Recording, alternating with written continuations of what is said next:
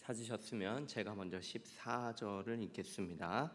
이에 예수의 이름이 드러난지라 헤롯 왕이 듣고 이르되 이는 세례 요한이 죽은 자 가운데서 살아났도다. 그러므로 이런 능력이 그 속에서 일어나느니라 하고, 어떤 이는 그가 엘리야라 하고 또 어떤 이는 그가 선지자니 선지자 중에 하나와 같다 하되, 헤롯은 듣고 이르되 내가 목벤 요한 그가 살아났다 하더라. 전에 헤롯이 자기가 이 여자를 위하여 사람을 보내어 요한을 잡아 옥에 가두었으니, 이는 요한이 헤롯에게 말하되 동생의 아내를 취한 것이 옳지 않다 하였음이라. 헤로디아가 요한을 원수로 여겨 죽이자 하였으되 하지 못한 것은, 헤롯이 요한을 의롭고 거룩한 사람으로 알고 두려워하여 보호하며 또 그의 말을 들을 때 크게 번민을 하면서도 달갑게 들음이로라. 마침 기회가 좋은 날이 왔으니 곧 헤롯이 자기 생일에 대신들과 천부장들과 갈릴리 귀인들과 더불어 잔치할세. 헤로디아의 딸이 친히 들어와 춤을 추어 헤롯과 그와 함께 앉은 자들을 기쁘게 한지라. 왕이 그 소녀에게 이르되 무엇이든지 내가 원하는 것을 내게 구하라, 내가 주리라 하고, 또 맹세한 것을 무엇이든지 내가 내게 구하면 내 나라의 절반까지라도 주리라 하거늘.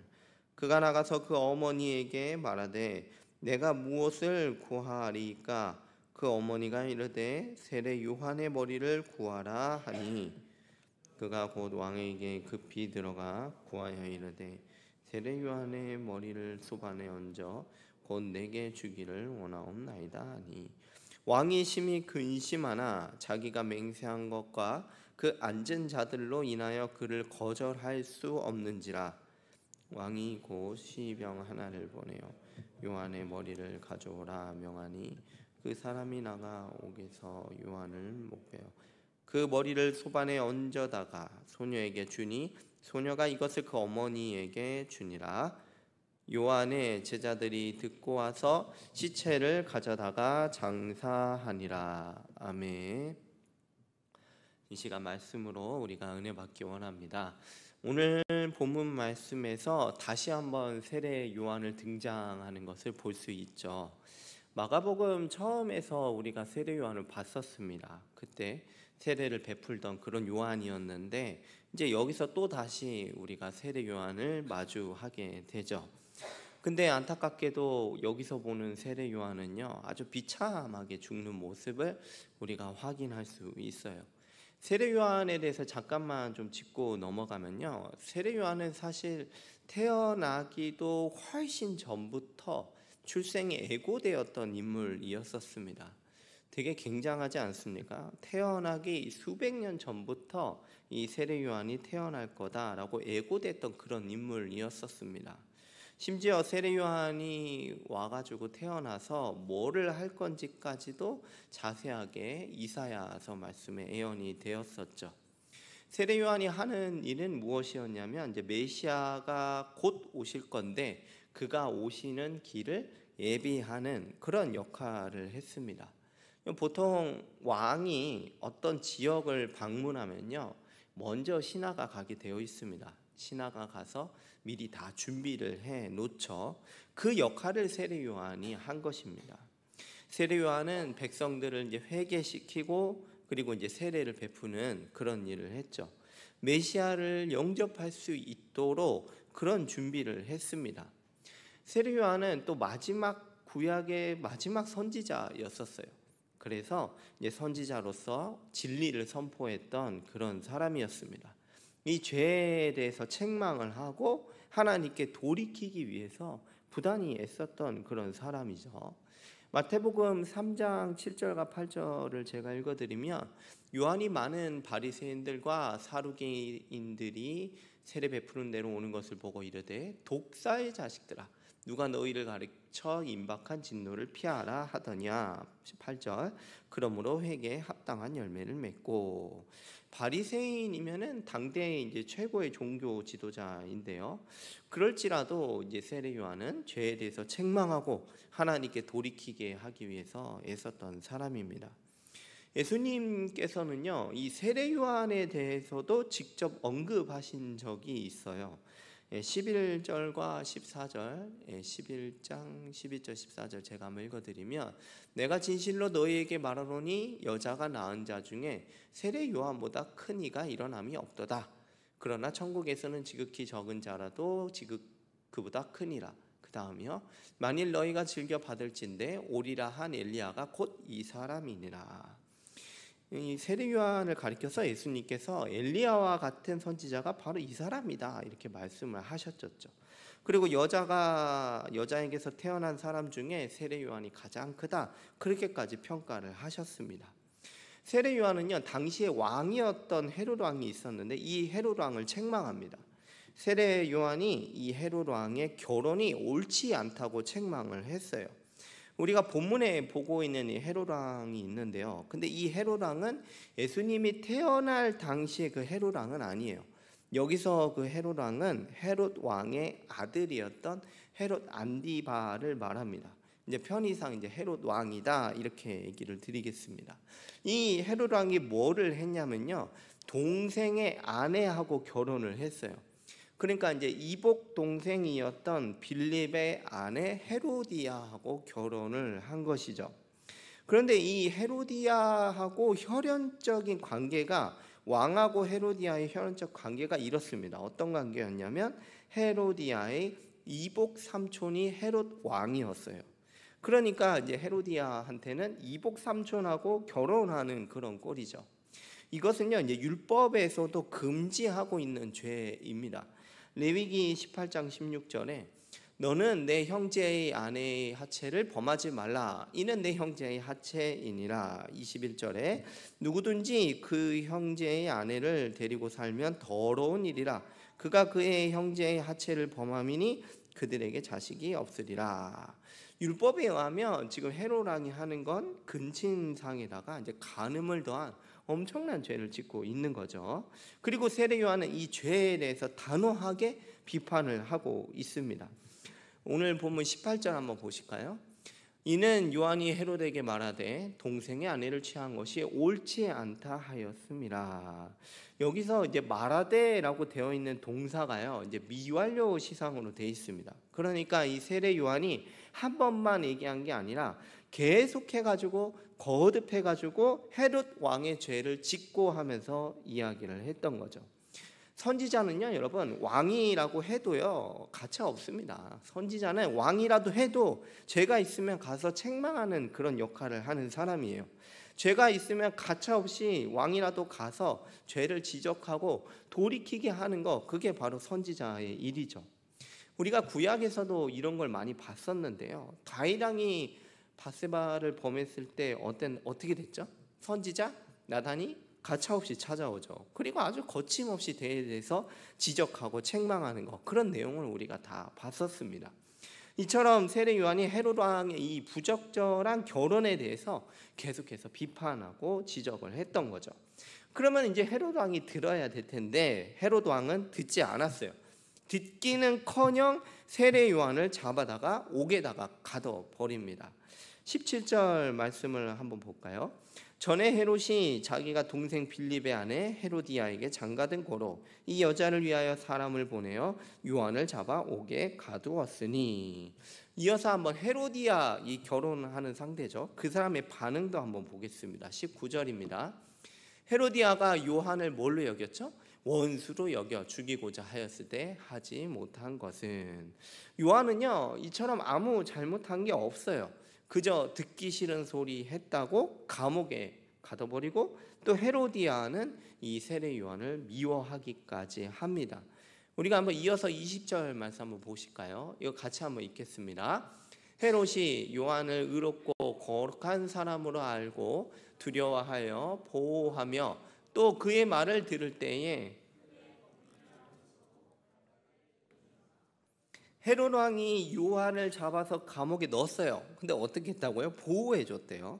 왜냐하면 이제 헤로디아가 요한을 원수로 여겨서 죽이려고 했거든요. 헤롯은 이제 요한에 대해서 의롭고 거룩한 사람으로 알았고 또 두려워했다고 돼 있습니다. 요한이 이제 하는 말이 있잖아요. 이제 그거를 들을 때 번민도 하고 기꺼이 하는 말을 또 듣기도 했었습니다. 여러분 좀 이상하지 않으세요? 요한을 잡아서 가둔 사람이 사실 헤롯 왕이에요. 그렇잖아요. 근데 이 헤롯 왕이 가둬놓고는 요한을 이제 죽을까봐 막 보호도 해주고 또 요한이 하는 말이 있으면 또 번민하면서 또 다 듣고는 있어요.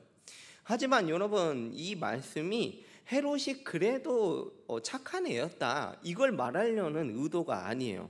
어쨌든 여러분 요한을 가둔 사람은 헤롯이었죠. 그렇죠? 그리고 나중에 요한을 죽인 사람도 이 헤롯 왕입니다. 6장 20절 말씀을 다시 한번 보면요. 헤롯이 요한을 의롭고 거룩한 사람으로 알고 두려워하여 보호하고 또 그의 말을 들을 때 크게 번민을 하면서도 달갑게 들음이러라. 여기서 말하려는 것은 헤롯이 그래도 착해 이걸 말하려는 게 아니라 여기서 말씀하는 것은 20절 잠깐 띄워주시면 세례 요한이 어떤 사람이냐 이거를 강조하는 겁니다. 여러분 세례 요한이 어떤 사람이라고 되어 있죠? 의롭고 거룩한 사람입니다. 이거를 강조하려는 것이에요. 세례 요한은요 죄가 없었어요. 갇힐 만한 이유도 하나도 없는 사람입니다. 의롭고 거룩한 사람이었어요.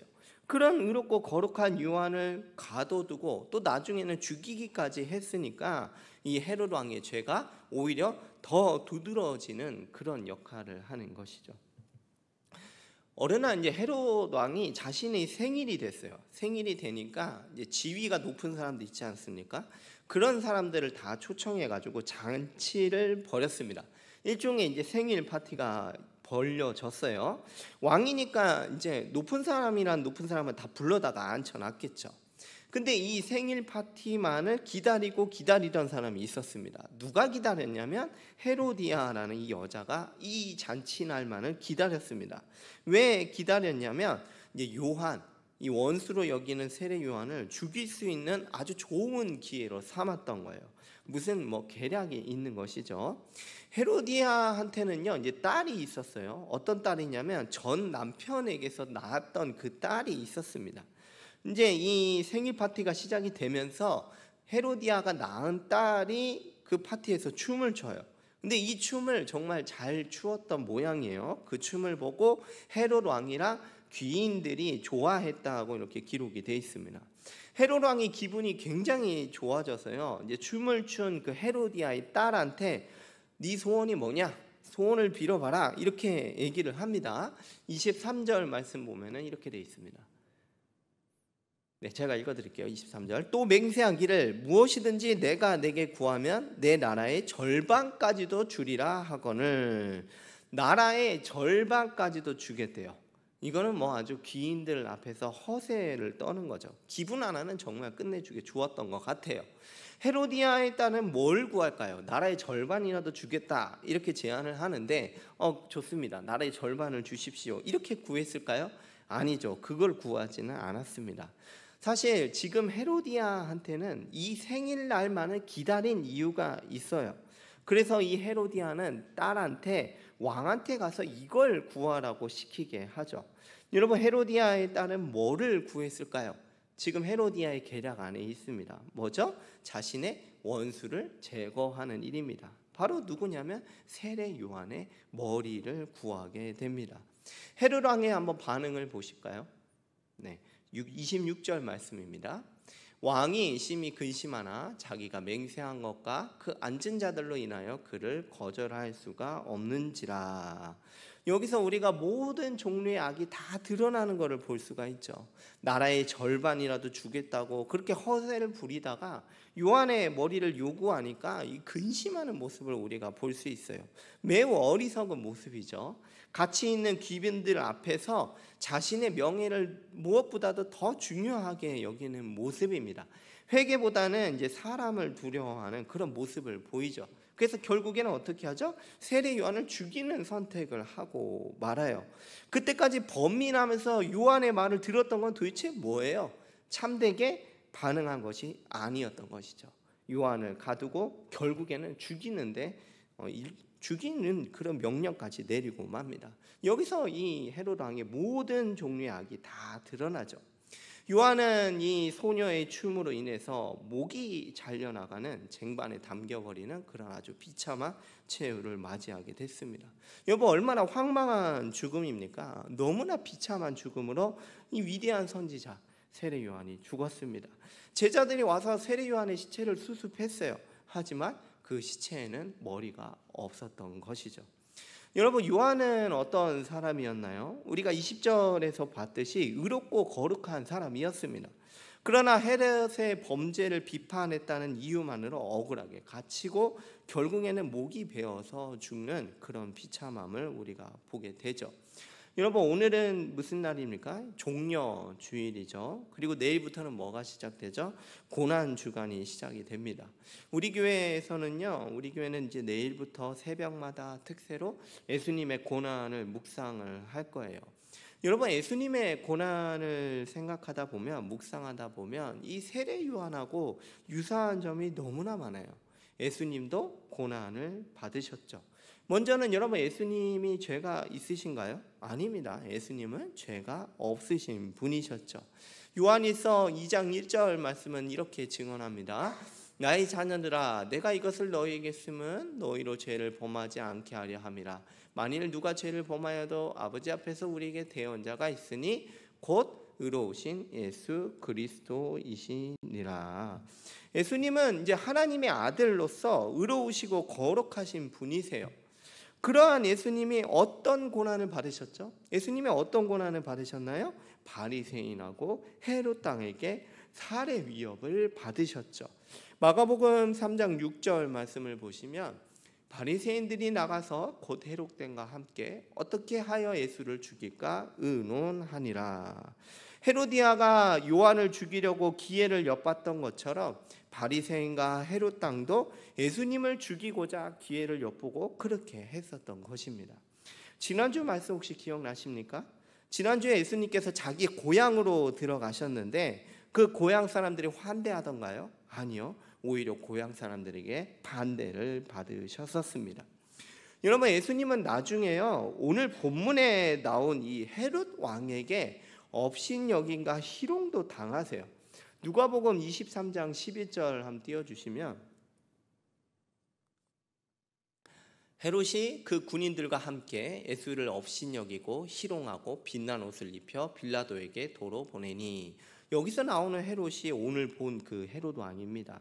헤롯에게 고난당했던 그 요한처럼 예수님도 똑같이 고난당하는 모습을 우리가 볼 수 있죠.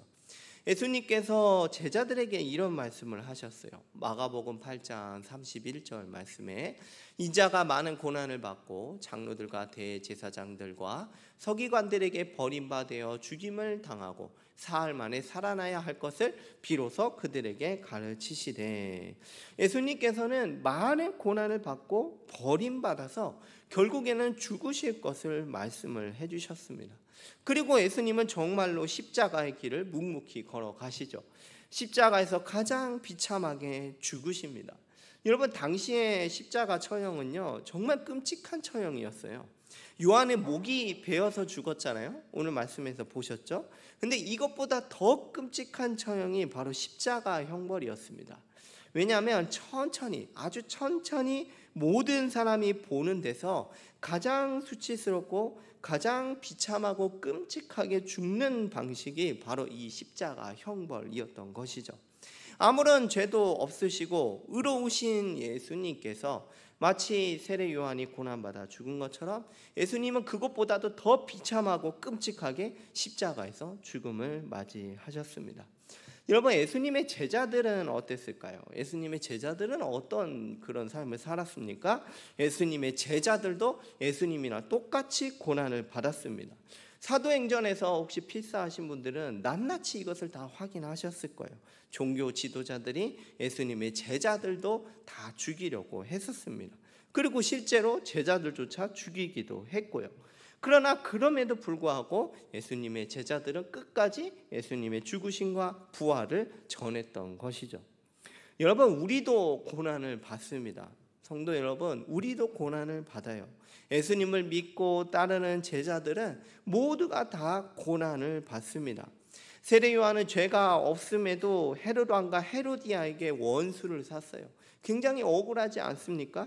우리도 예수님을 믿는다는 그 이유만으로, 우리가 예수님을 믿는다는 이유로 조롱당하고 무시당하고 때로는 미움받기도 해요. 누가복음 6장 22절 말씀에 인자로 말미암아, 우리 같이 한번 읽겠습니다. 시작. 인자로 말미암아 사람들이 너희를 미워하며 멀리하고 욕하고,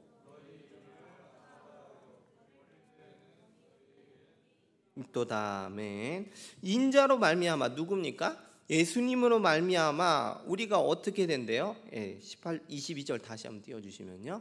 예수님으로 말미암아 사람들이 우리를 어떻게 한대요? 미워하고 멀리하고 욕하고, 그렇죠? 이런 일들이 우리에게 있다는 말씀이에요. 요한복음 15장 18절도 한번 보실까요? 같이 읽겠습니다. 세상이 너희를 미워하면 너희보다 먼저 나를 미워한 줄 알라. 세상이 세례 요한을 미워했고 그리고 예수님을 미워한 것처럼 우리도 역시 세상에서 미움을 받는다는 말씀이죠. 심지어는 우리가 어디에 또 미움을 받냐? 정말 마음 아픈 것은 가족에게 예수님을 믿는다는 그 이유만으로 반대를 받거나 혼나기도 하고 미움을 받기도 하죠. 여러분, 할아버지하고 할머니들이 요즘 누구에게 혼나는지 아세요? 사실은 자식들에게 그렇게 혼나요. 왜 혼나는지 좀 들어보면은 그 교회 가지 말라고 했는데 그렇게 교회를 간다고 자식들에게 그렇게 할아버지 할머니들이 혼나고 막 책망을 받더라고요. 여러분, 우리가 이처럼 예수님을 믿는 것만으로도 이런 사례뿐만이 아니라 우리가 미움을 받고 또 이런 억울한 일을 당하기도 합니다. 심지어는 직장에서도 그럴 수도 있죠. 그렇죠? 그리고 여러분, 친구한테서 우리가 무시를 받기도 하고 조롱을 받기도 하는 것이죠. 헤로디아가 기회를 엿보고 수단과 방법을 가리지 않고 어떻게든 요한을 죽인 것처럼 온갖 술수와 권모로 우리에게 손해를 입히기도 합니다. 우리가 실제로 피해를 당하기도 하죠. 여러분, 교회가 이 세상에서 얼마나 이 억울한 일을 당하는지 모릅니다. 이 법적으로나 아니면 그 무엇으로 이렇게 손해를 굉장히 많이 받고 있어요. 세상 사람들은요, 자신의 죄를 지적하고 책망하며 분노하고 막 대적하는 이런 반응을 보여요. 보세요, 여러분, 요한에게 반응했던 헤롯과 헤로디아를 보십시오. 자신의 죄를 지적하니까 이렇게 격렬하게 가두고 죽이는 반응을 하죠. 예수님이 당신의 죄를 대신해서 십자가에 죽으셨습니다. 이 복음을 우리가 선포했는데 오히려 내가 왜 죄인이라고 하면서 분노하는 그런 반응을 보이죠. 나는 법 없이도 사는 사람인데 왜 예수님이 내 죄를 대신해서 죽냐고 분노하고 심지어 우리를 원수처럼 대할 수도 있습니다. 여러분, 우리가요 고난을 생각할 때요, 우리가 예수님을 믿음으로 사실은 많은 복을 누리고 있어요. 구원을 받기도 했고요, 예수님 안에서 의롭다함을 받기도 했고요, 주님의 공급하심도 여러분 분명히 받고 있습니다. 성령님의 인도와 돌보심도 받아가며 살아가고 있어요. 무엇보다도 여러분, 우리에게 뭐가 있습니까? 교회를 허락해 주셔서 우리가 한몸됨의 복을 누리며 살아가죠. 우리가 이 땅에 살아가면서 하나님 나라의 현실을 맛보면서 매일매일 살아갑니다. 하지만 한편으로는 분명히 우리에게 고난이 있다, 이것을 우리가 함께 알고 있어야 되는 것입니다.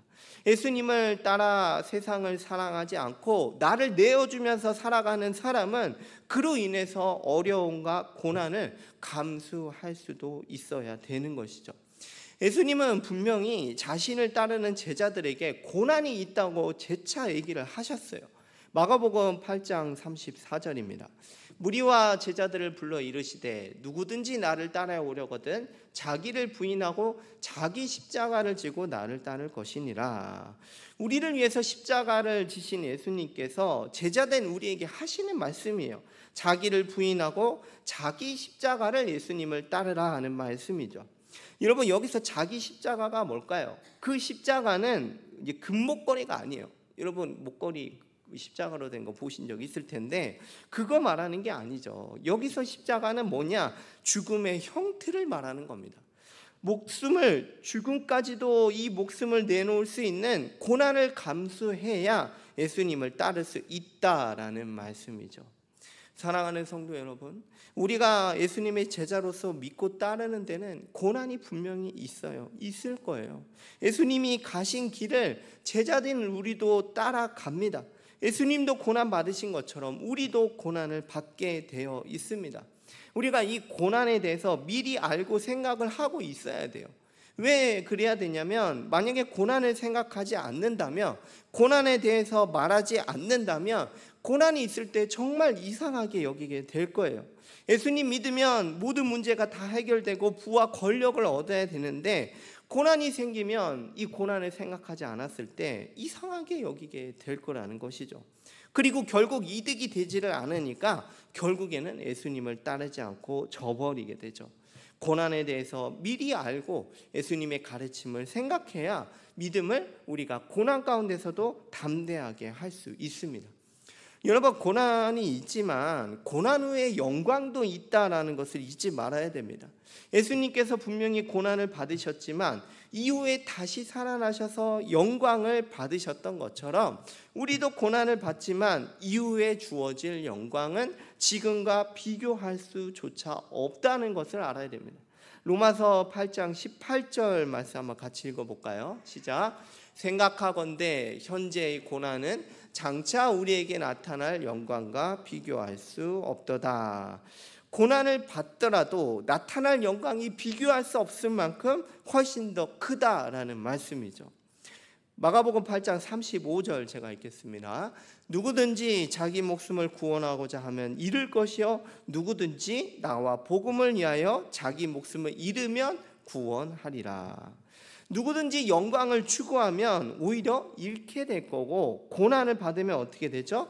구원을 받게 될 것이라는 말씀입니다. 여러분, 우리가 고난이 있습니다. 분명히 있어요. 하지만 이 감당하지 못할 만큼 허덕이는 고난은 없습니다. 여러분, 혹시 예수님으로 인해서 고난받다가 목숨이 위태로워지신 분 계신가요? 그런 분은 없을 거라고 제가 생각을 합니다. 여기에는 없을 거예요. 고린도전서 10장 13절 말씀인데요. 사람이 감당할 시험 밖에는 너희에게 당한 것이 없나니 오직 하나님은 미쁘사 너희가 감당하지 못할 시험 당함을 허락하지 아니하시고 시험 당할 즈음에 또한 피할 길을 내사 너희로 능히 감당하게 하시느니라. 감당할 고난만 허락하십니다. 심지어 피할 길도 내셔서 능히 감당하게 하십니다. 반주 준비해 주시고요. 베드로전서 4장 14절 말씀 한번 같이 한번 읽어볼까요? 14절 시작. 너희가 그리스도의 이름으로 치욕을 당하면 복 있는 자로다. 영광의 영 곧 하나님의 영이 너희 위에 계심이라. 여러분, 우리가 고난을 당할 때요 혼자가 아니라는 사실이에요. 그렇죠? 고난받는 그 자리에서조차 하나님이 우리와 함께하고 계시다는 말씀입니다. 고난 가운데 있을 때 나 혼자 있는 것 같은데 그게 아니라 우리를 위로하시고 담대하게 하시고 능히 이길 힘도 주시고 지키시고 피할 길도 내셔서 넉넉하게 이기게 하시는 줄로 믿으시기를 바라겠습니다. 베드로전서 4장 12절과 13절만 좀 읽고 좀 마칠 텐데요. 한번 같이 읽겠습니다. 사랑하는 자들아, 너희를 연단하려고 오는 불시험을 이상한 일 당하는 것 같이 이상히 여기지 말고, 이상히 여기지 말라는 말씀이죠. 13절입니다. 시작. 오히려 너희가 이는 그의 영광을 나타내실 때 너희로 즐거워하고 기뻐하게 하려 함이라. 여러분, 우리가 그리스도의 고난에 참여하는 것으로 즐거워하시기를 바라겠습니다. 고난을 이상하게 여기는 게 아니라 오히려 그리스도의 고난에 참여하기에 즐거워할 수 있는 것이죠. 세상에 이것보다 가치 있는 게 어디 있겠어요? 내가 고난을 겪는데 그리스도의 고난에 참여한다니요. 이것만큼 의미 있는 인생이 어디 있겠습니까? 그래서 우리가 고난을 도리어 기쁘게 여길 수 있는 것입니다. 정말로 의미 있는 인생이죠. 예수님은 우리를 위해서 누구보다도 가장 비참하고 끔찍한 세례요한보다 더 끔찍하게 십자가 고난을 걸어가셨습니다. 나도 주님을 따라서 십자가의 길을 기꺼이 가는 사랑하는 모든 지체가 되시기를 바라겠습니다.